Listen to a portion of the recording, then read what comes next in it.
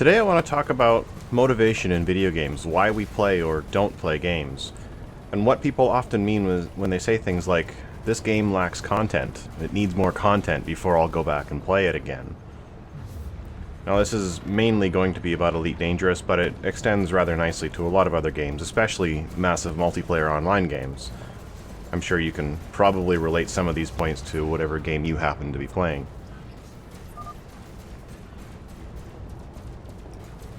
So first of all, what motivates us to play games?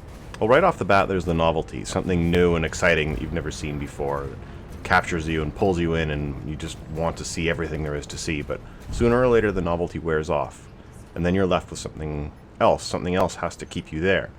The most common one is the reward-driven gameplay, the carrot on the end of the stick. It was very popular for MMOs, for the Skinner box, or the treadmill grind as it's often known, where players are rewarded for doing various things in the game to keep them playing for longer. But this only works on certain types of people, and it only works for so long. Again, at some point, your game needs to have something else to keep players, otherwise they'll leave, especially the ones who burn through content faster than anyone could ever produce it. Again, MMO players. So, there are three main factors that come to mind, and a number of smaller ones. And the first one I want to talk about is called cohesion.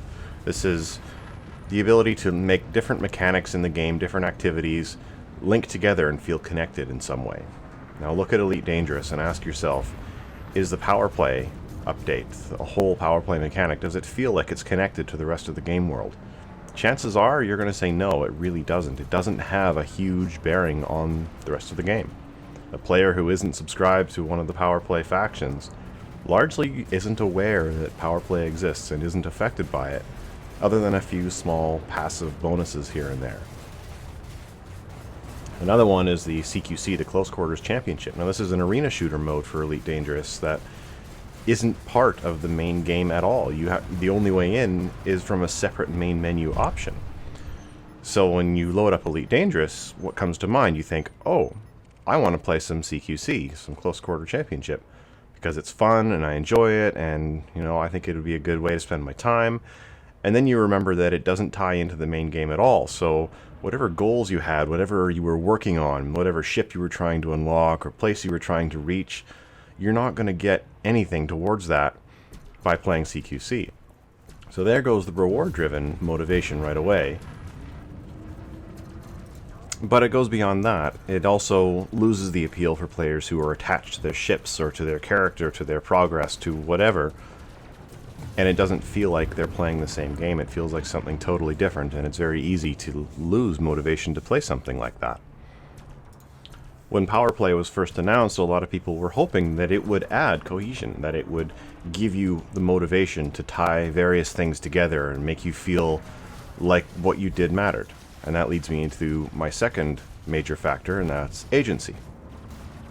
Now, agency is the ability to effect change within the game world. Sometimes in some games it's just simply destructible walls, the ability to knock a building down, and that's a meaningful change. In others, it's the ability to choose which political faction comes to power, or to choose who lives and dies, or who the team is made up of at the end of the game. Without agency, the game feels sterile, like you're an observer and nothing more. Like there's nothing meaningful that you as a player can do to impact the world around you.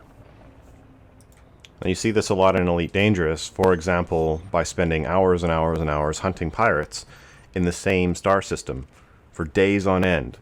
And yet there never seem to be any fewer pirates. There are always just as many, and there's no real change to the system, or just as many missions to go and hunt pirates. Even if you stay in the same resource extraction site instance, you could stay there literally forever, and ships will continue to spawn literally forever. It doesn't matter how long you stay there, it will never dry up, you will never have to leave and go find somewhere else to hunt. There's no meaningful change here. In fact, the most you're going to get from killing the same faction of pirates over and over and over is that if they happen to own a station in the system, it'll greet you as a hostile, but then still happily let you dock and sell you more ammo and fuel so you can go back and kill more of their members. power play in Elite, surprisingly, is the only real source of agency, of true agency. And yet it lacks the cohesion to really be motivating either, to certain groups of players at least. But simply put, agency